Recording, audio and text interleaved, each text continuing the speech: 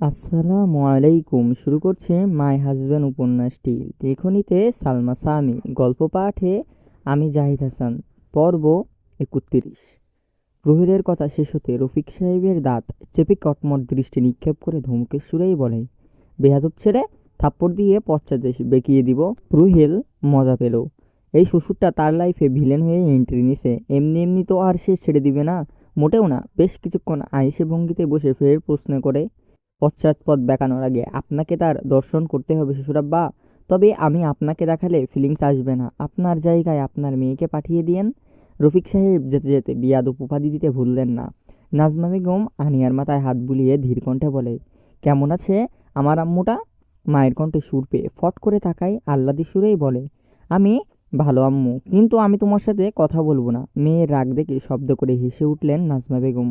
মেয়ে তার হাতে পায়ে শুধু বড় হয়েছে। আনিয়া বিছানা থেকে উঠতে বসার চেষ্টা করতেই রুমে ঢুকতে ঢুকতে রুহেল নাজমা বেগমকে সালাম দিয়ে ওয়াশরুমে চলে যায়। জামাইকে রুমে আসতে দেখে নাজমা বেগম আনিয়ার মাথায় হাত বুলিয়ে নিচে নেমে আসে। খট করে ওয়াশরুমের দরজা খুলে বেরিয়ে আসে প্রহেল। দুষ্টুমি তার চোখে মুখে প্রকাশ করছে। আনিয়াকে হ্যাঁচকা টান মেরে কাছে এনে সোলো ভয়েজেই বলে, বাহ, শ্বশুরের মেয়ে দেখছি। আমি আসার আগেই উঠে গেছেন। উফ, কি করছেন কি? দরজা খোলা, কেউ এসে পড়বে, ছাড়ুন। আরে বাহ বউ, তুমি দেখছি পার্সোনাল মোমেন্ট কাটানোর জন্য মরিয়া হয়ে উঠেছ। আমি তো শুধু জড়িয়ে ধরবো বলে আসলাম। আনিয়া রেগে প্রহেলের উন্মুক্ত বুকে কামড়ে ধরে। প্রহেল ব্যথায় দাঁতে দাঁত চেপে ধরে চোখ বন্ধ করে নিল। বেশ সময় নিয়ে কামড় দেওয়াই জায়গা ছেড়ে দিতে প্রহেল চোখ মেলে জিজ্ঞেস করে, কি ম্যাডাম, আপনার কামড়ানোর শক্তি শেষ? তাহলে এবার আসুন, আমি আপনাকে দেই।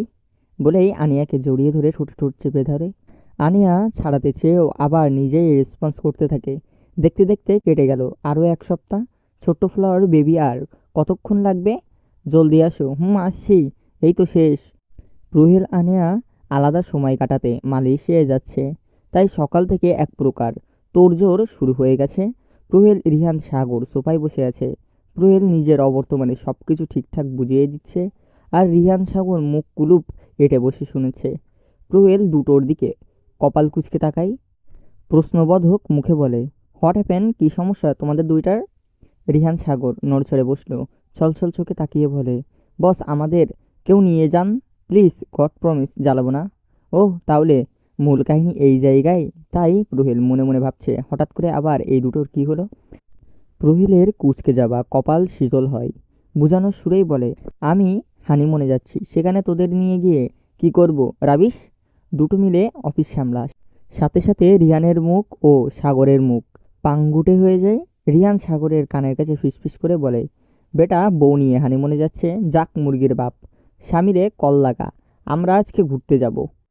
সাগরের অন্ধকার হয়ে আসা মুখ চিকচিক করে ওঠে, তাড়াহুড়ো কণ্ঠেই শুধায়, ছি ছি, এমা কী সব বলেন বস? আপনি আর ম্যাম যাচ্ছেন বাচ্চা পয়দা করার মিশনে, সেখানে আমরা গিয়ে কি করব?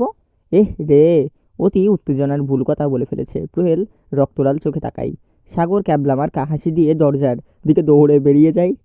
সোনালি কারুকাজ করা শাড়ির পরা, সাদা মিশ্রণের এম্ব্রয়ডারি করা শাড়ি পরিহিতা আয়নায় নামছে। প্রহেল একদৃষ্টে তাকিয়ে আছে তার ছোট্ট ফ্লাওয়ারের দিকে। প্রহেল বা হাত বুকে চেপে ধরেছে, মনে মনে বলে ওঠে, মাশাআল্লাহ, আমার ছোট্ট পরিটার দিকে কারো নজর না লাগুক। আনিয়া লাল লিপস্টিক রাঙানো ঠোঁট ছড়া প্রসারিত করে হেসে জিজ্ঞেস করে, কেমন লাগছে আমাকে? অদ্ভুত ট্যাটুয়ালা।